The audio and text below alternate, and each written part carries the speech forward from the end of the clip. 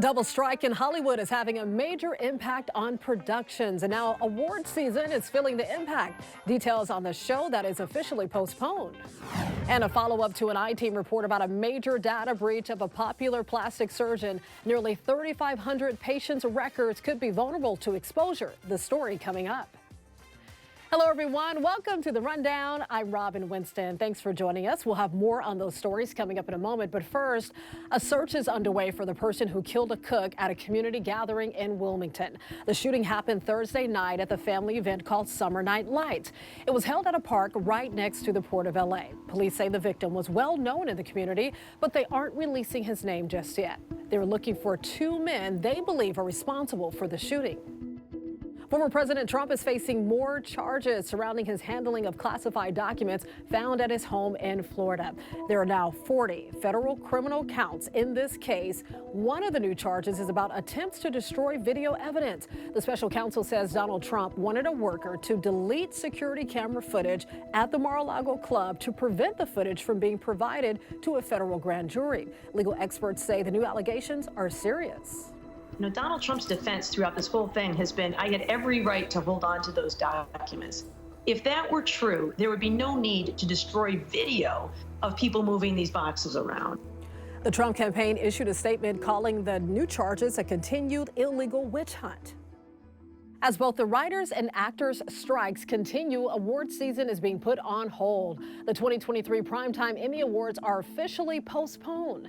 The ceremony was originally scheduled for September. No new date has been determined. Fox Entertainment and the Television Academy declined to comment. This was supposed to be a big year for the Emmys, marking the 75th anniversary. SAG-AFTRA began its strike 2 days after nominations for the Primetime Emmy Awards were announced on July 12th. The Writers Guild of America has been on strike since May 2nd. Comcast, the corporation that owns our parent company, NBC Universal, is one of the entertainment companies represented by the Alliance of Motion Picture and Television Producers. Some employees of the NBC News Group are also represented by the WGA and SAG-AFTRA. There's a new recall at Trader Joe's. This time, soup is being pulled after bugs were discovered inside. The recalled product is Trader Joe's Unexpected Broccoli Cheddar Soup. The Food and Drug Administration says insects were found in the soup's frozen broccoli florets. Trader Joe's has also recalled 2 varieties of cookies because some batches contain rocks. We are still feeling this heat, but how long will it stick around? Meteorologist Belen De Leon has a look at the hot temperatures in your first alert forecast. Hi everyone, you ready for the weekend? Well, the heat's going to continue, and advisory is still in effect through Saturday evening. Now, the weather on Sunday starts to show some changes. We'll have high clouds increase as humidity moves into the picture, and that's going to cause a chance for storms in our forecast for next week. But at least we're going to have the temperatures coming down. Check this out. Friday, we have temperatures at 103, but by Tuesday, the temperatures will be about 10 degrees cooler, with highs a bit more normal for this time of year, around 93. Now, here's what's happening. That big area of high pressure that's been bringing the heat is going to move farther to the east, but that's also going to transport some monsoon moisture into the picture. So we're going to trade some of that heat for some humidity, and that's going to cause a chance for storms. Over the weekend, small at about a 20%, but early next week, keep an eye to the sky. It's going to be humid, and we'll have that chance for storms in the mountains. A follow-up now to our NBC4 I-Team investigation involving the hack of a well-known Beverly Hills plastic surgeon.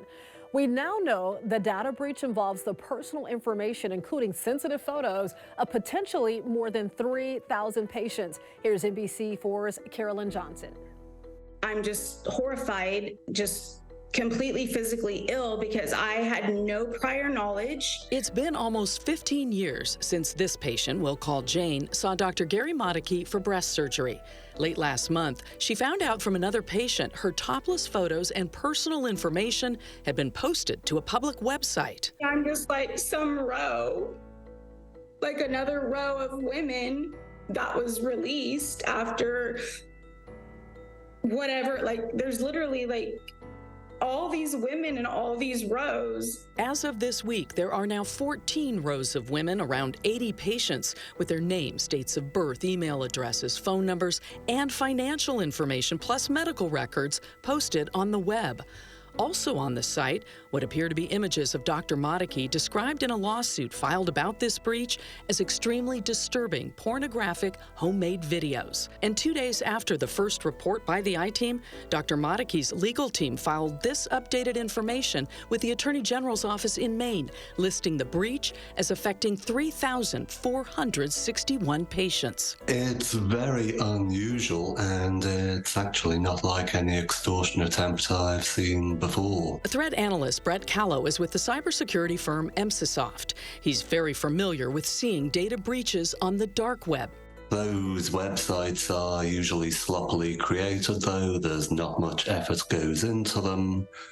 But this one is different, as you know. It seems specifically intended to cause outrage. And outrage is what Jane is feeling. She says she reached out to Dr. Modicki's office and the LA County Sheriff's Department weeks ago. It sounds like one of your biggest concerns here is that you still haven't heard from anyone. Is that right? I know nobody, and that's why I contacted you. In my personal opinion, patients and people in general should find out that their information has been compromised from the organizations which lost their data.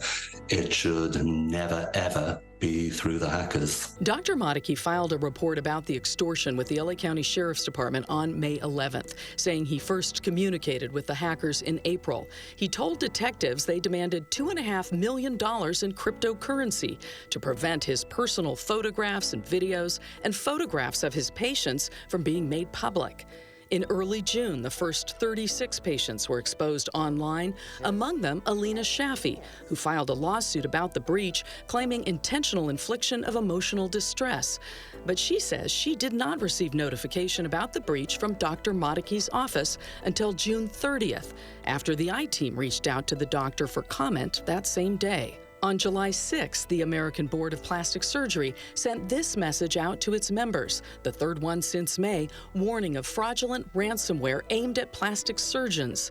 The alert explains that emails appearing to come from the board office have an attachment or link that, when clicked on, launches the ransomware and combs for patient data and photos. On July 19th, 9 days after our first report, Dr. Modicki reported the breach to the California Attorney General's office as required by law, outlining the data risk. Dr. Modicki's website doesn't directly reference the data breach, but does have this warning: beware of impersonators. We reached out to Dr. Modicki for an on-camera interview. He declined, but his social media and public relations manager told the I-Team by phone their #1 interest is in protecting victims, saying, "We try our best to reach out to the patients directly, and we have spoken to a multitude of patients. But this is a high-volume practice, so there's no way we could personally connect with every patient that's ever been a part of this practice."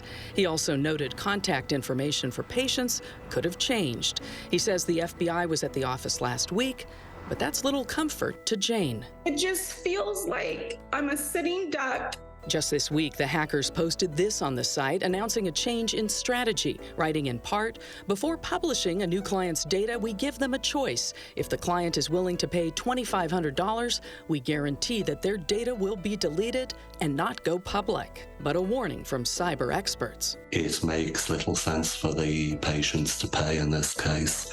There is no guarantees the data will be removed, and the hacker is a criminal. Jane is troubled her information from so many years ago was even accessible to the hackers. I shouldn't even exist in his system at this point.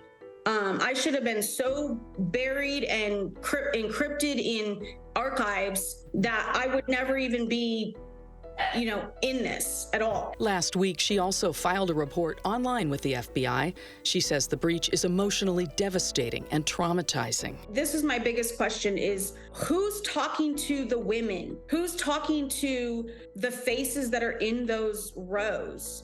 Because no one's talking to me.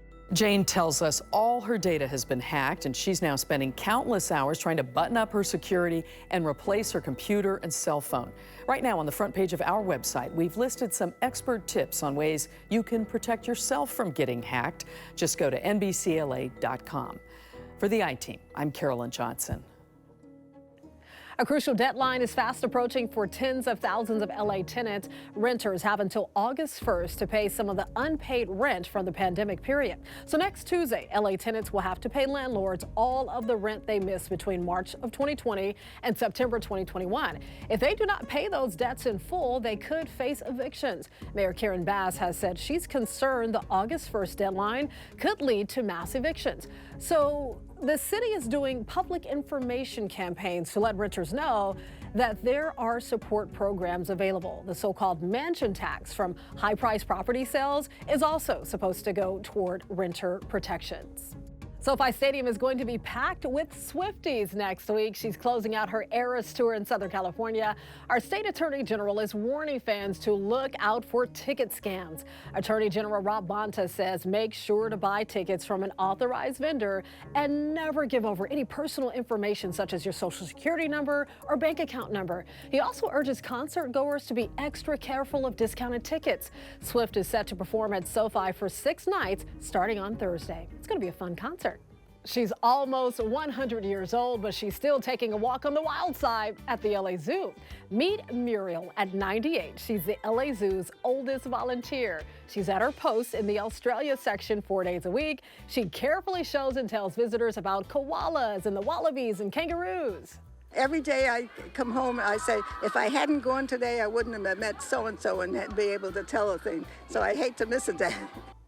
It's a pleasure to meet her, right? When asked if she hopes to still be working at the zoo when she's 100, Muriel said, of course. Oh, what a treat just to be able to hang out and talk with her and also learn more about the animals. You can always get news and weather updates on the NBCLA app and our website, NBCLA.com.